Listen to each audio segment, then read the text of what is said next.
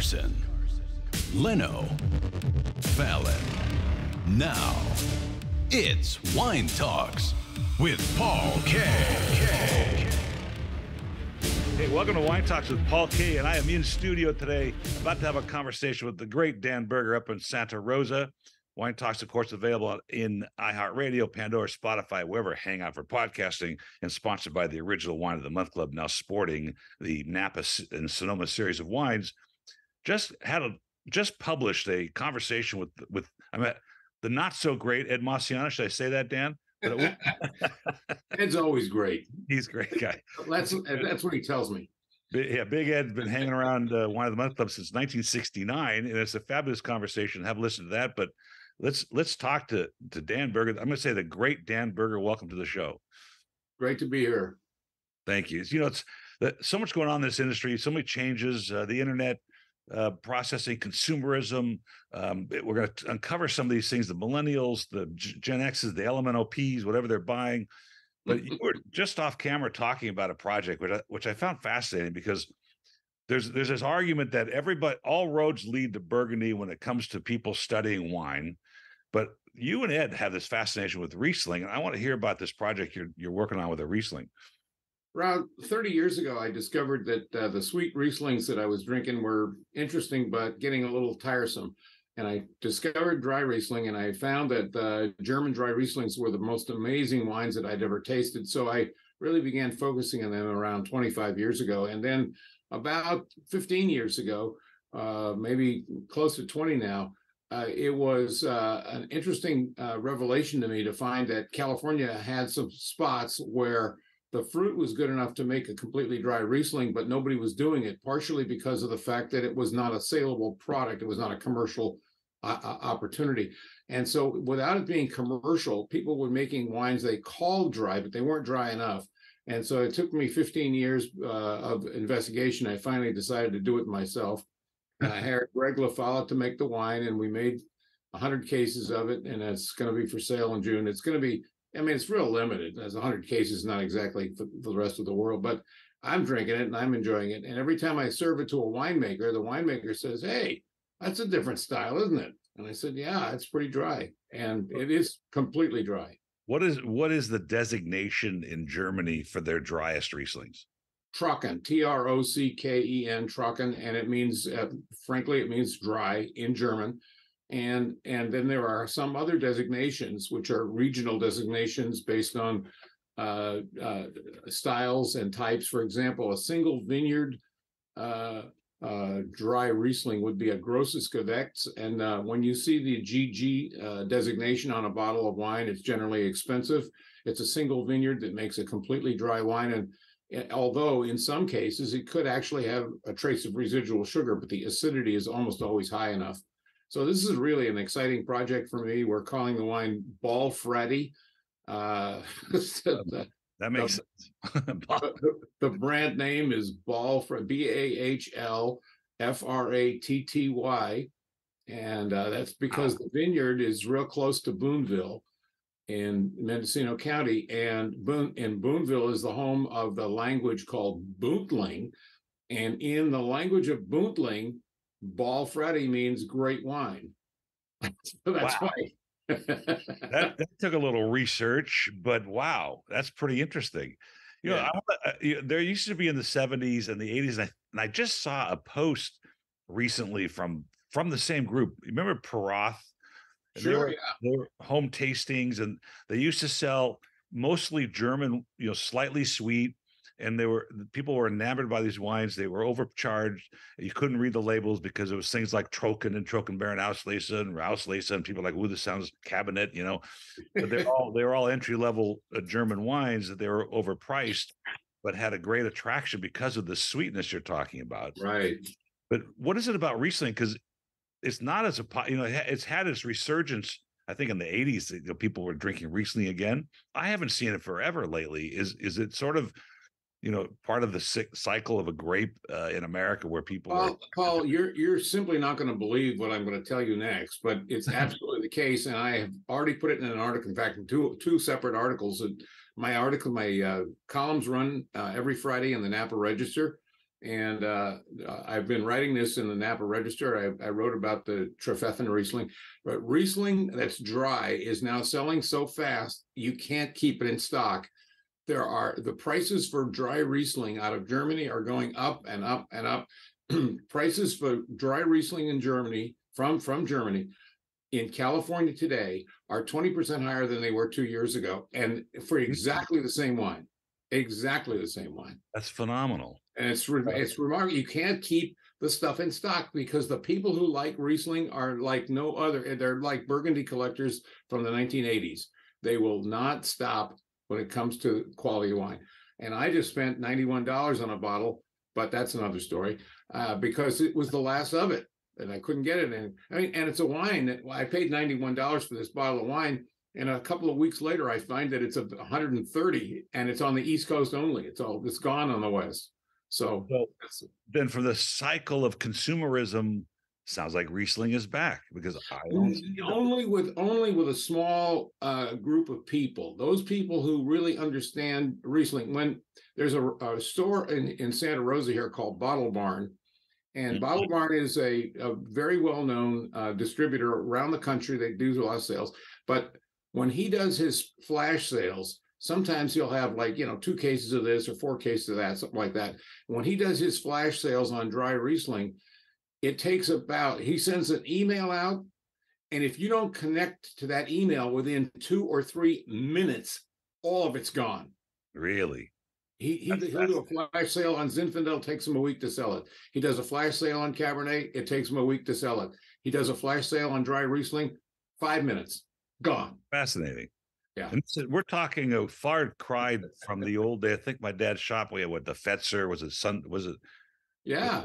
There was a very famous Riesling at the day, which is, it had some character but it was, there was residual sugar in there. And Riesling was always associated with something with sugar. And so now here you are, you're hell-bent to make a bone dry Riesling. Well, that's just because I wanted to prove to those naysayers who told me that it couldn't be done. I said it can be done, and it can be commercial, and we're going to do it every year. I've got a request in for some fruit from the same vineyard, and I'm looking for more fruit. I've got one vineyard up in Anderson Valley I'm looking at some in the Petaluma Gap, and I've got one in Russian River. And if I can find enough dry Riesling fruit, they're all going to be kept separate. They'll make more Bolfretti wines. Petaluma Gap, my favorite new district for Pinot Noir, for sure. Did not know they were growing Riesling there.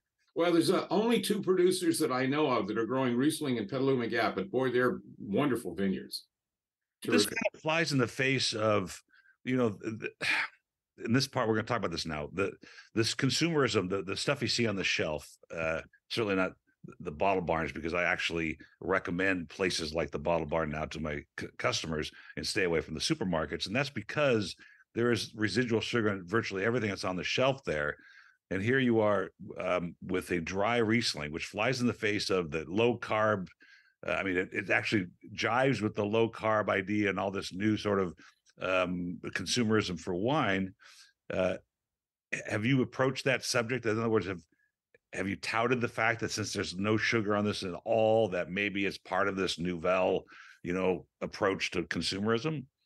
To be very honest with you, I really don't care whether I make a nickel on this project. This project was to prove to the naysayers that it can be done in California. It was never intended to make a buck. And my winemaker, he'll make the money. I'll make a little whatever's left over, I'll take I'll go to the movies on the profits, Well, that jives with the wine business anyway. So it's hard. Right. Well, as long as I break even the first year, I'm happy with that. Look, Paul, the whole thing is that everything that goes into making of a truly quality wine has a philosophy behind it. Everything. There's always somebody making a completely dry this or a non-oak to that or whatever. They're all different styles of wine. You try Albarino, and today Albarino is getting better and better and better. It used to be just an unusual variety. Now you got all kinds of Italian grape varieties and Portuguese grape varieties that are coming into the marketplace, and everybody's trying to do something slightly different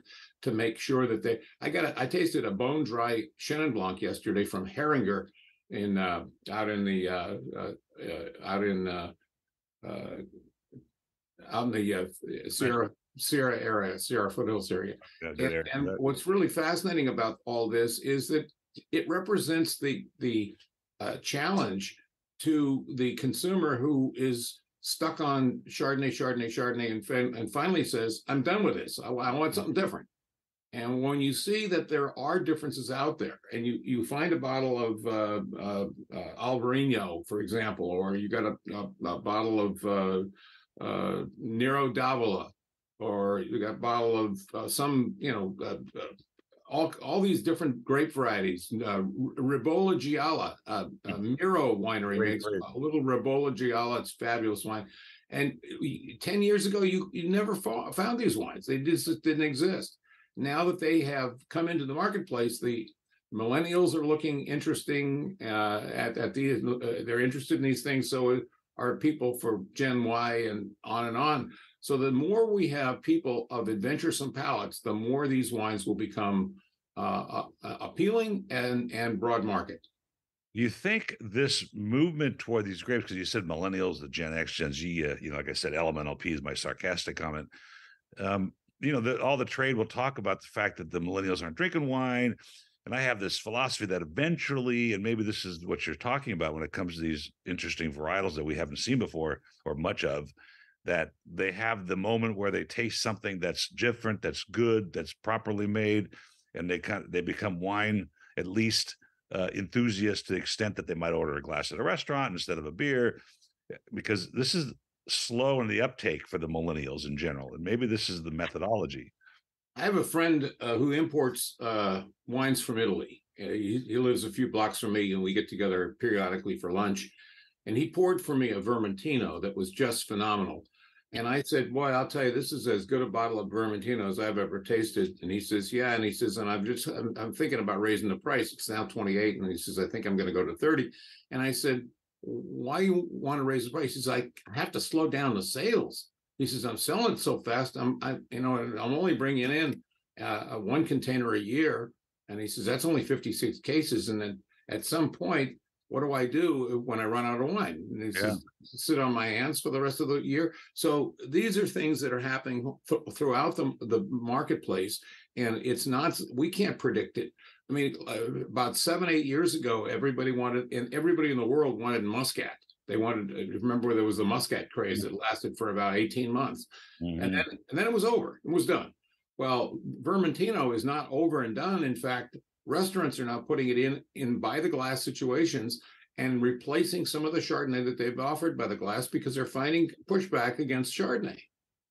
That's so interesting, because I've seen a little bit on the lists around here. I actually compliment some of the somms and the wine list curators. Like, wow, that's interesting that you would put these grapes by the glass.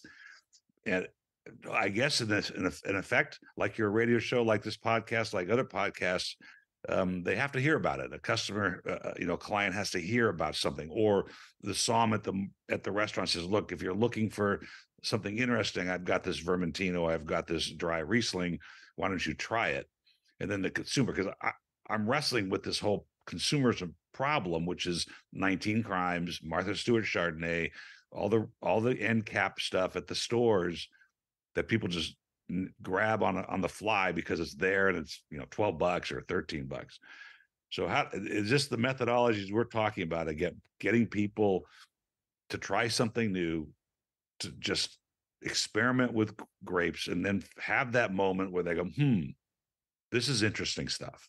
Well, I started writing about wine in 1976, and since 1976, I've seen trend after trend both develop and then fade, and then a few trends actually developed and developed into something really big, such as Pinot Noir, and that was all due to the interest that the levels of the consumers were showing in certain varieties, and certain varieties which didn't catch on. So it was one of those things, and I'm sure you've seen this with the Wine of the Month Club. Sometimes a thing becomes popular and it stays popular, and then sometimes a thing is popular, and then before you know it, the bottom drops out and it disappears.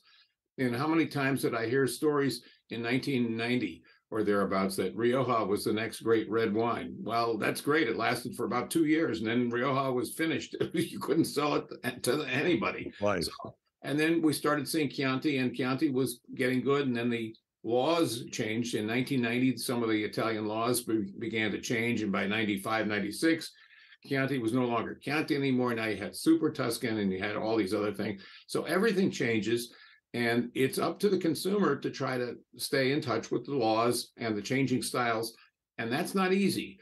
That's one of the reasons my column has been successful all these years, is that I'm trying to stay in touch with all this stuff. And I'll tell you the truth. I have probably, in my lifetime, I've probably never made a penny on my column, because I'm out there buying wine off the shelf to stay ahead of the curve. Right. I don't rely on samples. I go out and buy this stuff.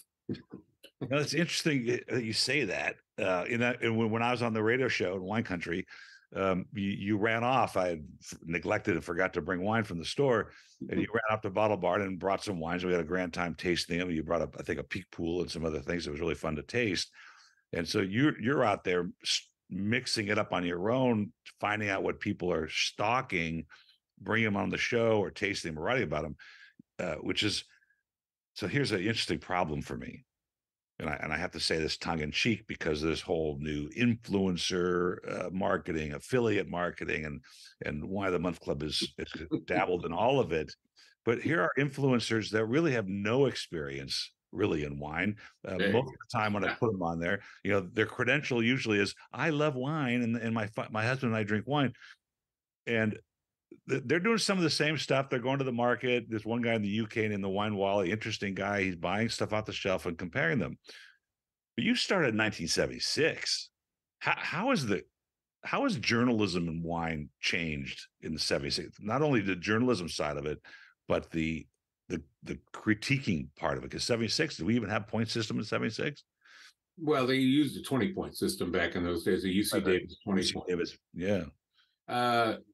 To answer the question about how, well, wine journalism has always been separate from wine writing.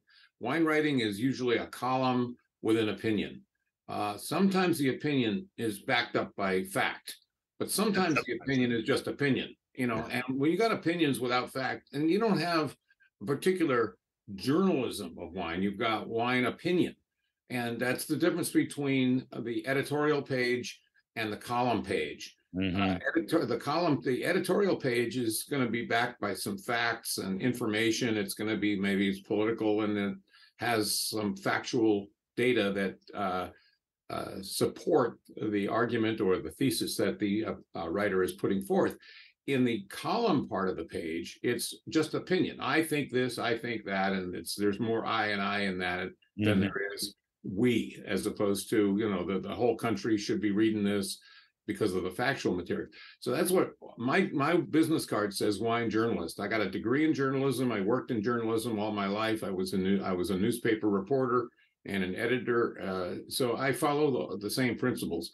And I think it has changed in a certain way. There used to be a lot more folks involved in wine writing. There was Mike Lonsford in Houston, and there was Randall, whatever his name was, down in Boca Raton, Florida. I mean, you could name a dozen or more. It was William Rice at the Washington Post, and there was Frank Pryall, New York Times, and on and on and on. Now, name 5 wine columnists today. Just name 2. Besides me? I don't. They're all gone. Mike retired, and Randall retired, and all that. But Bill Ward, who used to be with the Minneapolis newspaper, he was a Twin Cities guy, and Bill is in retirement now. He's not writing wine anymore. Mike Dunn retired from the Sacramento Bee. Still writes his column, but it's like once a month.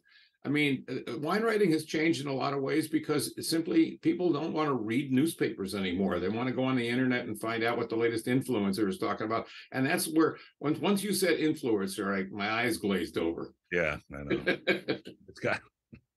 know. I don't understand it. I can tell you, and again, tongue in cheek, that at least from the marketing side of things, and particularly in wine, it's a hoax, and to a certain extent. And I won't get into the details of marketing on the internet and those kinds of things and social marketing, but the metrics will bear out that I'm accurate, and that some of this stuff, the influencer marketing idea, is a little bit of a hoax when it comes to what they call micro influencers, 30,000 followers, 40,000. The primary thing is, I was watching. Here's an interesting story, and I don't know if I've told this on the podcast or not, but I posted a video of Don Schliff, the wine warehouse president years ago, opening a bottle of port at one of his famed port tastings. There's no music, there's no photography, special photography. I just videotaped him using his hot tongs to open a vintage port. I think it was like 1897 or something. 4.5 million views on TikTok, 1.5 million views on Instagram. 0 sales. Maybe there's some awareness of the Wine of the Month Club because it was on my site, but I noticed that much of the commenting and sort of liking, that comes across the screen are in foreign languages. I saw Arabic, I saw, Hungarian, I saw, Turkish, I saw Armenian.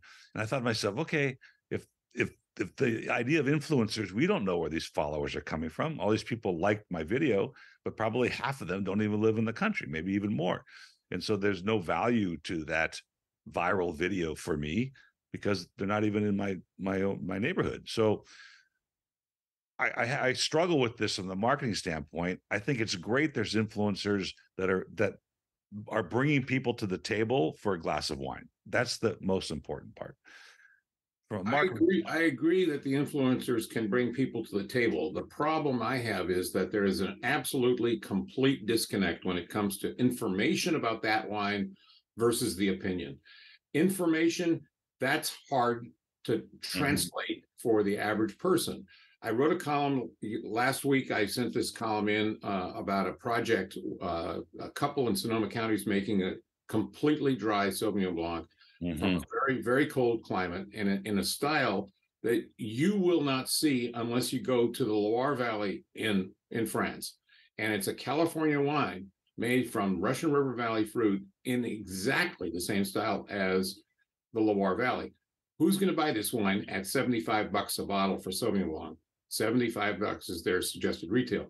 And I was toying with the idea of not writing the story at all until I tasted the wine and realized that there's a story of history here. And there's a story of soil. There's a story of climate. There's a story of vision. This is a history lesson in a bottle. So I wrote the story not anticipating that a single reader of mine is going to spend $75 for a bottle of this Sauvignon Blanc. But if you did, you would be able to taste a bit of history.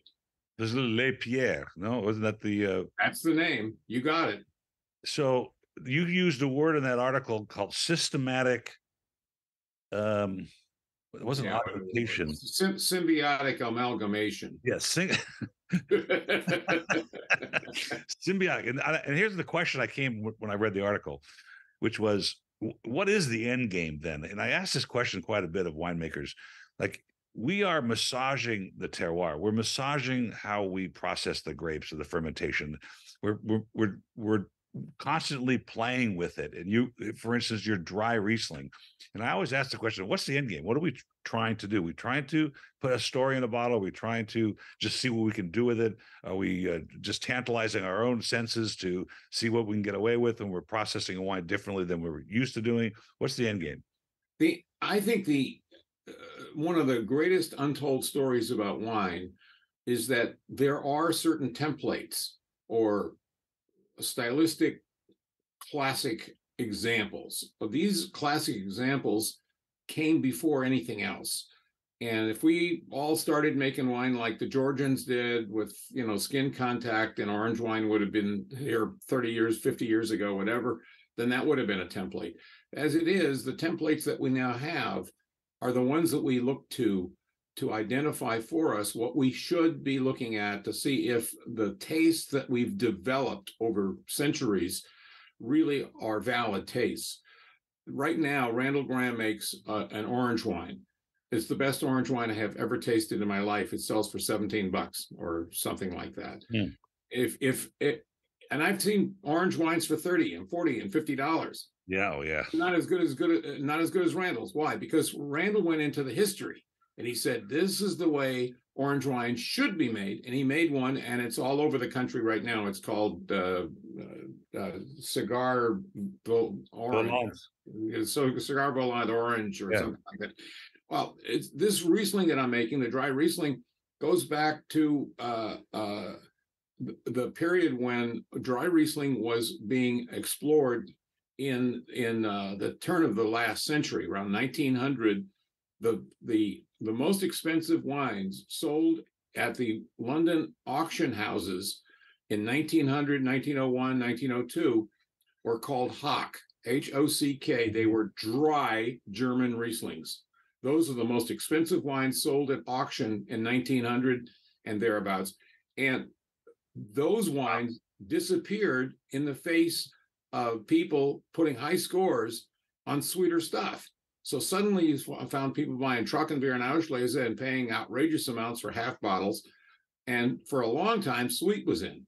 And now I see dry coming back. So that's why I invested my enthusiasm into this project. You know, there's an interesting, I was reading an article, I was actually reading the book, The City of Vines, which is a story about Los Angeles's wine trade, which was, predates Napa and Sonoma. Sure. 100 years almost. And there was a guy named Keller who had I think he had 1 million vines under 1 million vines in his vineyard. At least he touted.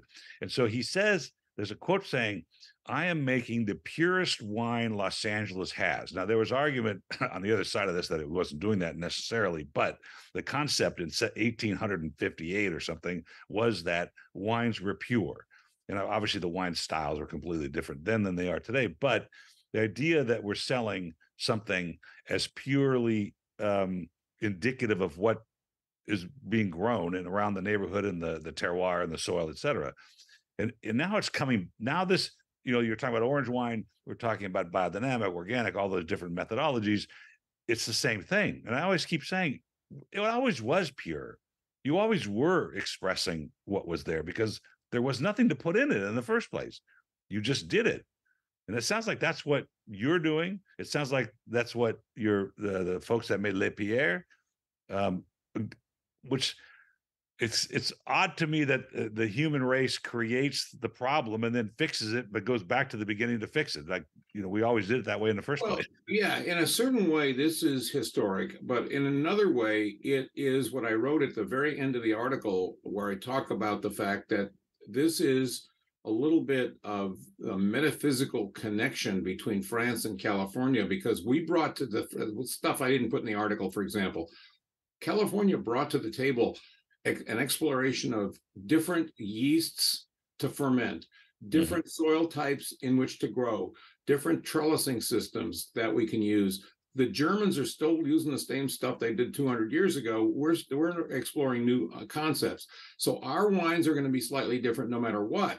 But if we adopt all of the old German techniques and tactics that we can, and try to replicate the original classic style of dry Riesling that was available at the London auction houses in 1900, then we can maybe make a wine, for example, in the case of Sauvignon Blanc like this, that really replicates what the marketplace was tasting back then 130 years ago. And that, to me, is a lesson in history. This is where the industry, not only is modern and it's up to date, but it also reflects 130 years ago. That's fascinating. Are you aware of Kira Balota? No, I don't know. Brion, not Aubryon. She makes Brion and Cantador wines, and she's one of those brilliant women I've ever spoken with in the world of wine as a historian. And so she's got this memory like yours that you remember all these facts about the history of wine, and I'm convinced that they're in the bottle. And so it goes to this philosophy I have, and I'm actually pitching a new show on wine, which has no swirling, no sniffing, no pontificating, no I smell cedar. It's strictly the stories that surround the world of wine historically. I have to go back and recreate some stuff, like when the Nazis came to Germany, it came to France. And so I'm starting to have this philosophy that you're talking about, which is it's really about the history of when the bottle, and not about how much sugar we can put in and whether or not their celebrity endorses the wine.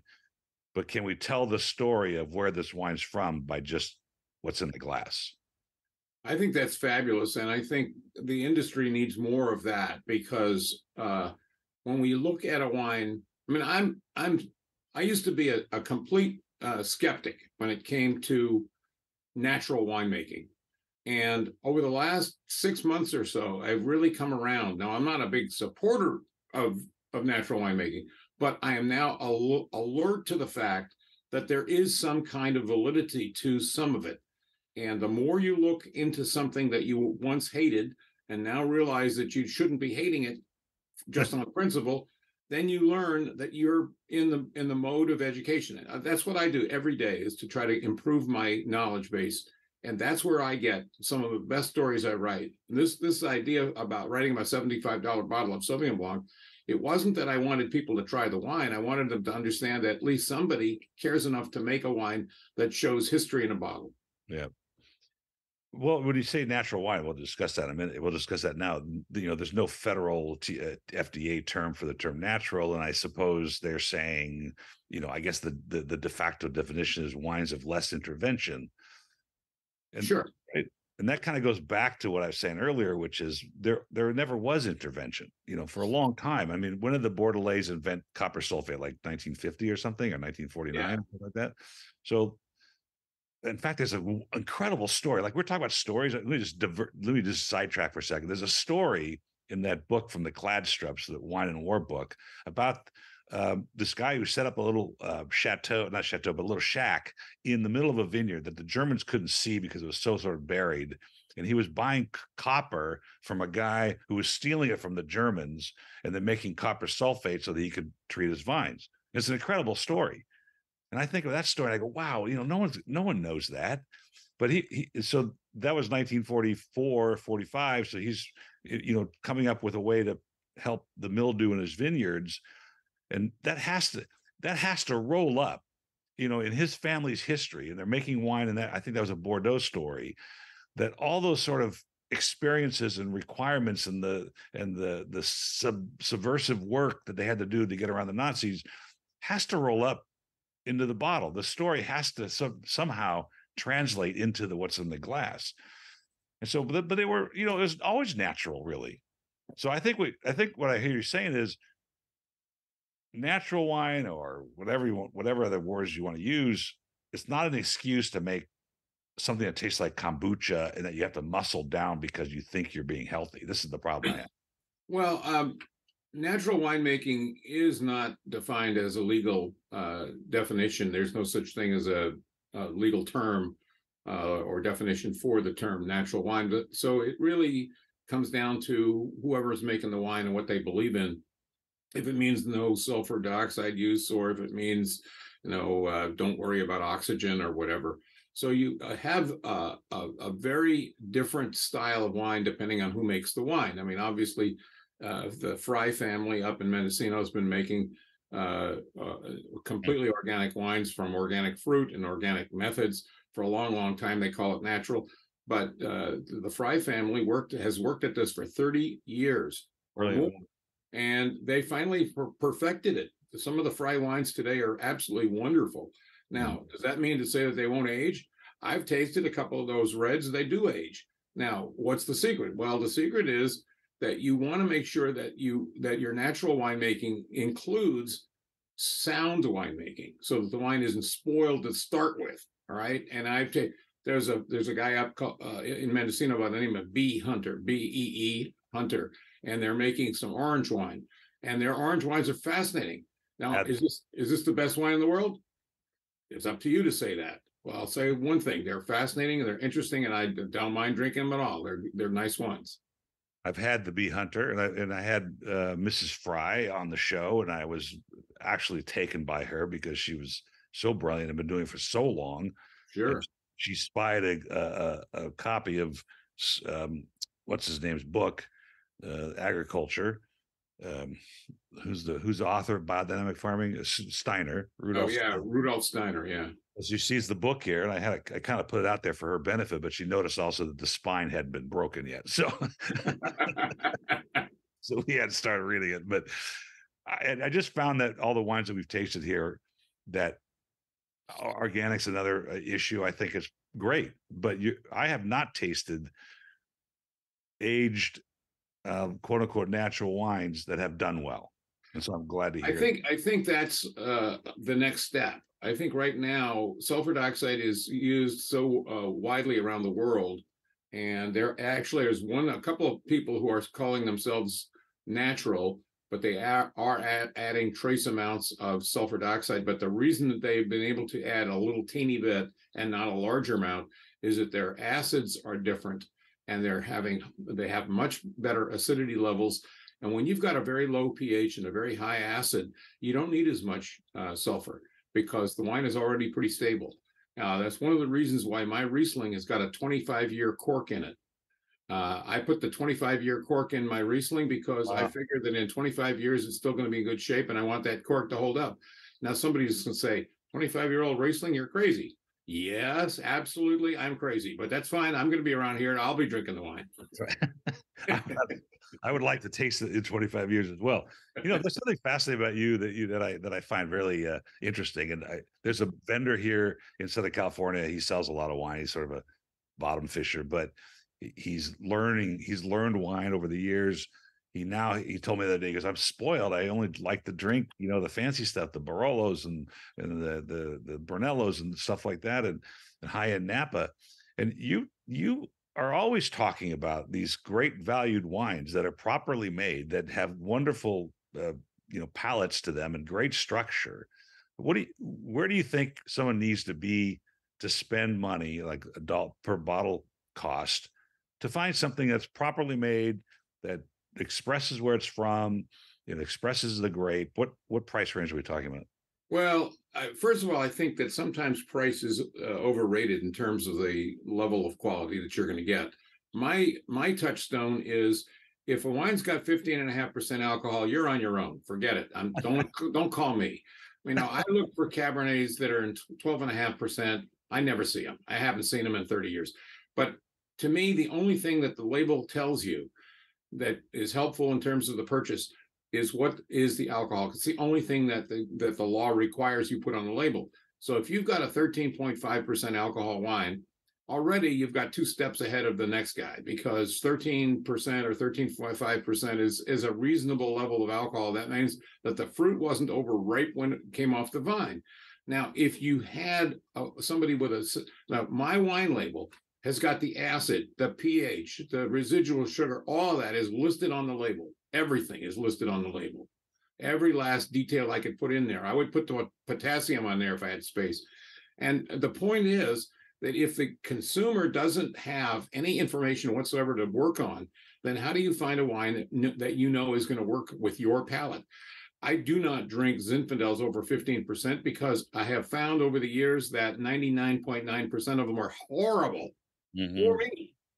You may like that stuff. Hey, if you like it, go buy it. I'm not going to be your competitor there. I'm not going to buy this stuff at all. But I have tasted 13.9% alcohol Zinfandels that were fabulous. Now, why is that? Because I like that style. I can't be the eyes and ears to every other consumer. I can only do what I can do for me, and then I can tell you why you should like this wine. Now, if you don't, that's on you. My radio show next Wednesday, we got Doug Knoll coming on as a guest. Doug Knoll makes 13.9% alcohol Zinfandels all day long. Wow. Delicious stuff, fabulous stuff, and they age. So, by the way, I suggested to Ed that we come up and you put us both on the show at the same time and see where that goes. Sounds good. And then we got the cellar downstairs here. I got more wine that you know what to do with. So we'll go out to dinner and have some wine. I got a restaurant in town here where there's 0 corkage. Oh, that's nice. It's 7 days a week. Yeah. Let's touch on this idea, because you said you put the pH and acid levels of the wine, and there's this whole movement towards ingredients, and of course there's pushback. And I suppose if a wine's natural or it's made honestly, and that's my new term, by the way, an honest glass of wine, there's no one should have a problem putting the ingredients, because it'd be grape and yeast and maybe some sulfur dioxide. But for the wineries that are putting mega purple and all the rest of those things in there, I'm sure they'd prefer not to put the ingredients. But what's your general take on that idea? Well, first of all, I think that ingredient labeling is somewhat of an idiotic notion, because when they say this wine contains fish, well, really? There's fish in it? Well, they use a fining agent, and the fining agent comes from fish bladders. Right. And then, of course, they filter it out. So by the time you get the wine, there's no fish in it anymore. And there wasn't ever any fish in it to begin with. It was just an extract. All right. So then they say, well, it's required to put on the label. You have to put fish in it. This wine has fish in it. So who makes the determination about which nutritional elements should be on a label? Should it say this wine is made with yeast? Well, yeah, but the yeast is all gone.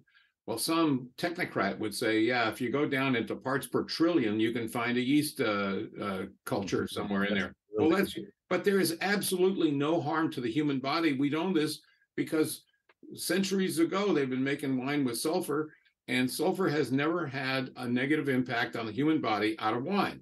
Sulfur has killed people, yes, but not in wine. It has never caused any. People say, well, you have allergies. Not a chance. The pH is not low enough. The pH on wine goes down to about 2.9 at the lowest. It has to be the pH on a wine that's going to have a sulfite problem is going to be about 2.2. That's vinegar. You will not find that on the shelf. It's illegal because we've already made 2.2 pH wines illegal to begin with. So why have ingredient label when all it does is it costs the wineries that much more money? Well, the one argument that a winemaker told me was like, well, you don't go back to the kitchen and tell the chef, what are you putting in my food? You just order what's off the thing. And if it says there's, mushrooms and asparagus, whatever in the food, and we put a little salt and pepper, but you're not going to list that at a restaurant.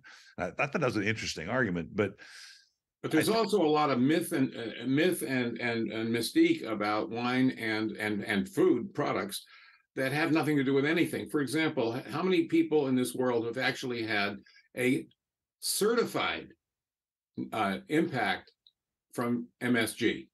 Name one. There is. I agree with that completely. There's MSG naturally in mushrooms, so I mean, you got it. Okay, there you go. The umami thing. Okay, got it. Well, I don't think it's a great idea, but they are. If like I was at Whole Foods the other day, I was walking around. I love going through the aisles and just see what people are doing, what they're marketing besides what I taste here. And there's I think it was a Kendall Jackson wine where they had the calories and the carbs at the bottom, and it was 85 calories a bottle. And you obviously are sacrificing something when you craft a wine around those metrics, right? And so my idea is like, I don't drink wine because I think it's healthy. I drink wine because I want the experience. I want to taste something. And here they are touting. I think the difference between a glass of Sauvignon Blanc from Kendall Jackson is like 85 calories versus 120. Maybe the one that maybe even less with the one that you were just talking about, Le Pierre. Right. Okay, so I'm saving 35 calories. I mean, I wanted to show somebody, if you took the graphic representation, actually just take a bottle of wine and distill off, 86% of it, you're going to be left with what? How many milliliters? 100 milliliters? Not even, right? Something like 35 milliliters, something like that. Right. So it's just half an inch in the bottle is actually alcohol. Yeah. And if you have it 11% of these low carb things, so now you've got 5/8 of an inch. I mean, are you saving anything by drinking a low alcohol wine? I've been very on top of this stuff since the beginning. When I first tasted the Brancott Flight Song Sauvignon Blanc, which I'm sure you've tasted, it's a very, very good wine. Initially, it's no longer as good as it used to be. And part of the reason was that the very first releases of Flight Song from Brancott in New Zealand were made traditionally by then blending back some juice to lower the amount of alcohol in the bottle. The sugar content stayed roughly the same because they picked some of the fruit earlier, so therefore their alcohol started out to be lower. The end result was that you saved about probably 40 or 50 calories per glass, a 5-ounce glass.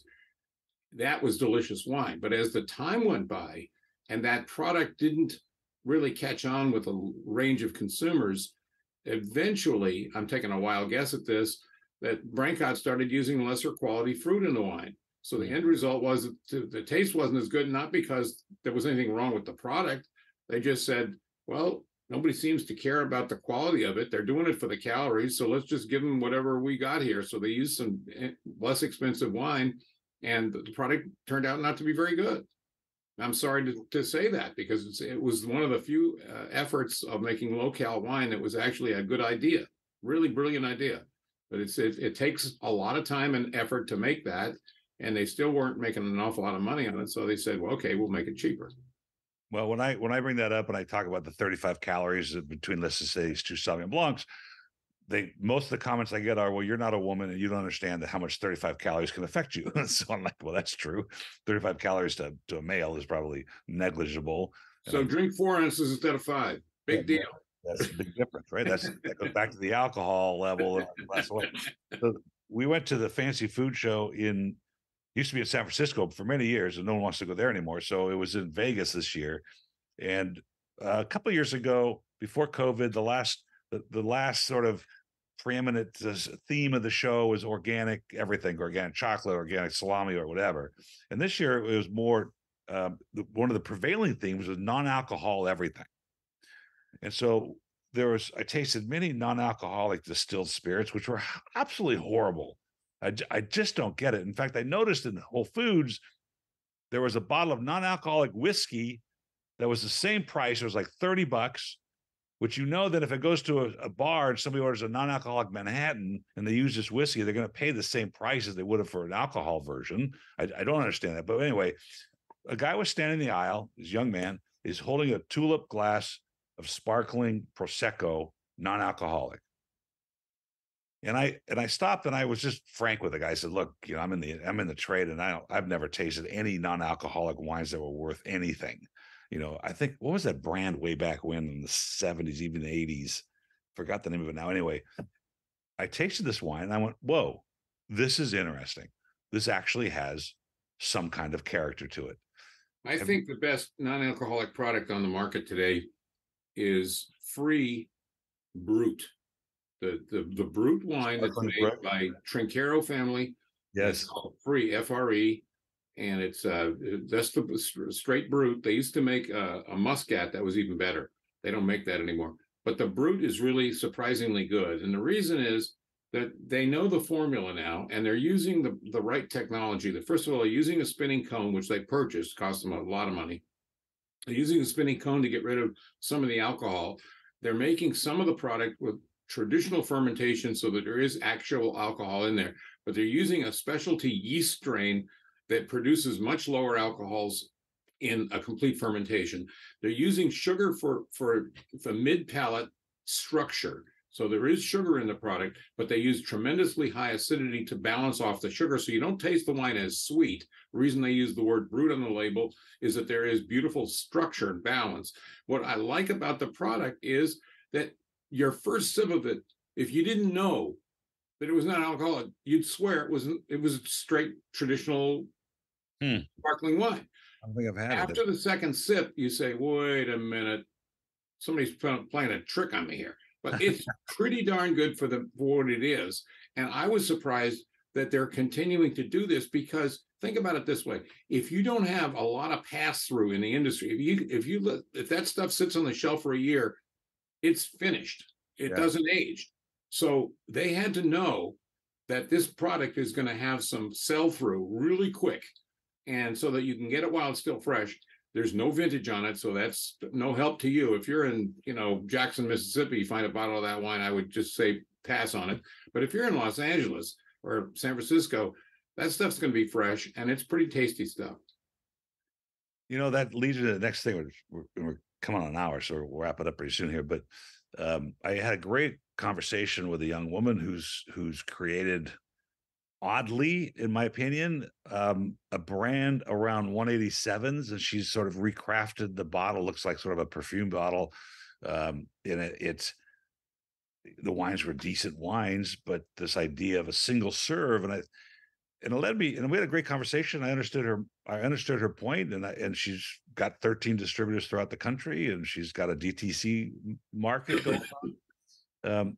but my point is there really anything new in the wine world? I mean, this is like The newest thing for me that is actually quite valid is wine in a can. And the canned wine business has grown like leaps and bounds in the last 3 years. I'm a judge at the International Canned Wine Competition coming up in a few weeks. I'm jealous of that. It's fascinating. And you know what? The winner of last year's competition was a Chardonnay under the brand name was Maker, Maker, and it's a Chardonnay. It was a non-vintage Chardonnay, and it's in a can. And what is really amazing about this is that, number one, the can is so carefully lined with an impervious material. It's a kind of a paint inside the can that is absolutely can't be affected by alcohol. Number two is that they name the winery that made the wine. It was Handley Cellars in Anderson Valley. They made the wine for them. And they had to use a completely unusual technique to make the wine so that it would be stable in the can.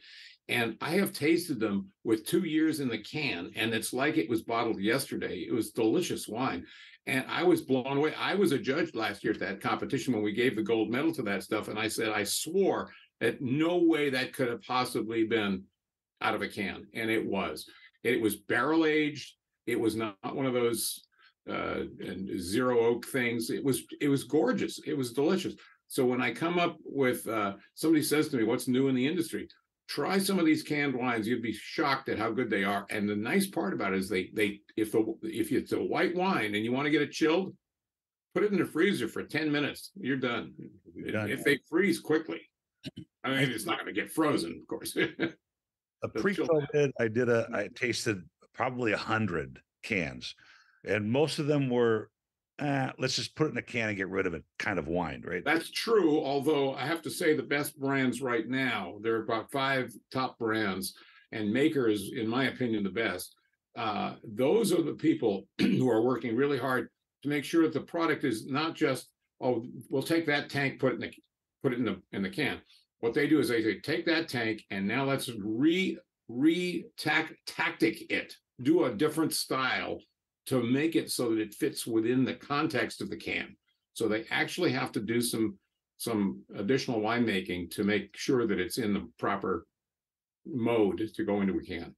I have had the luxury to taste the same wine, bottled and canned next to each other, but appellated vintage rosé actually, and so they were different. They weren't dramatically different. I think most people probably wouldn't be able to tell the difference, but there's clearly a difference. But the point I was going to make was I went to do that same thing during COVID, and nobody was doing anything with cans. And so clearly I was tasting the same stuff a year later from the same winemaker and the same winery. And it was clear that they were just the same juice. They had just not sold. But then the next year, which was last year, I put the call out again, and I did notice more appellated cans, more vintage cans, more varietal cans, more stable character, less sulfur in the nose. When you just that initial, there's always that sort of sulfur nose that blows off quickly that came from cans. And I suppose it was because they put it in a can. But I'm glad to hear that. I mean, I think I did a Lodi Cabernet, vintage Lodi Cabernet. It's the one with the carnival on the front of it, Freak Show. Right. Yeah. Fabulous. Well, by the way, just as a side note, this is very important for most of your listeners, and this is really something most people don't know about. But the government recently, with about 2 years ago, approved different sizes for packaging of wine. It used to be that 187 and then 375 were your two sizes there. The 375 is a half bottle, and then the quarter bottle, what they call the pony, was the 187. Now 200 milliliters, 200 milliliters is approved size. 300 milliliters is an approved size.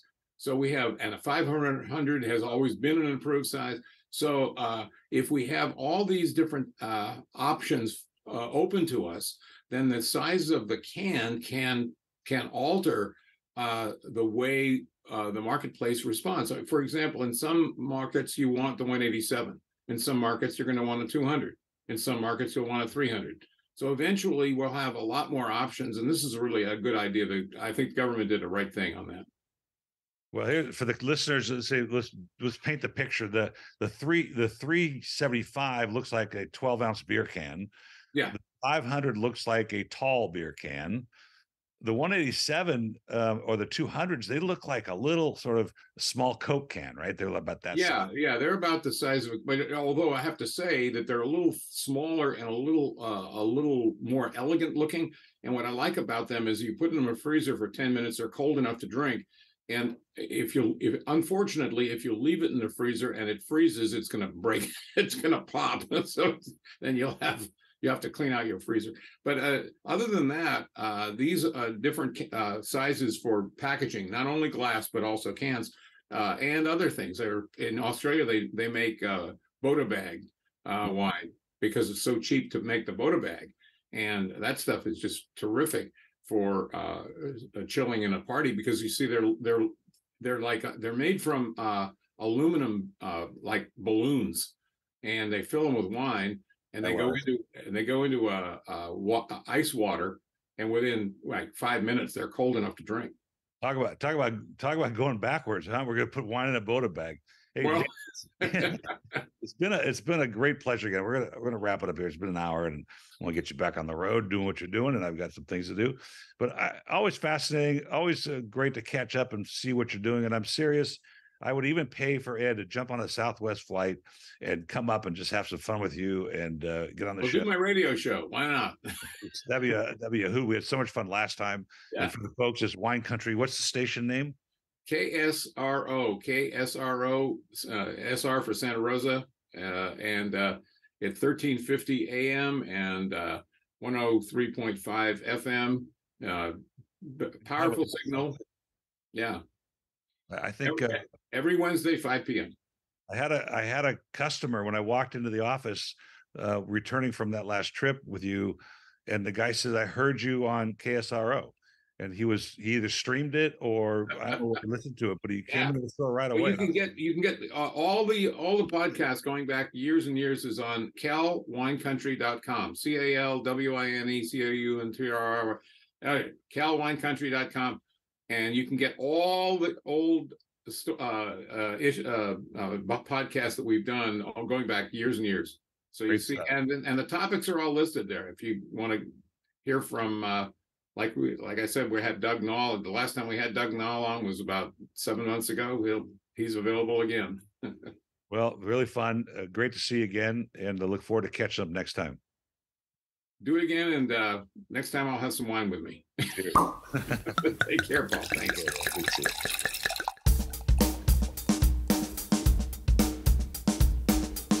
Thank you for listening to Wine Talks with Paul Kalamkarian. Don't forget to subscribe, because there's more great interviews on their way.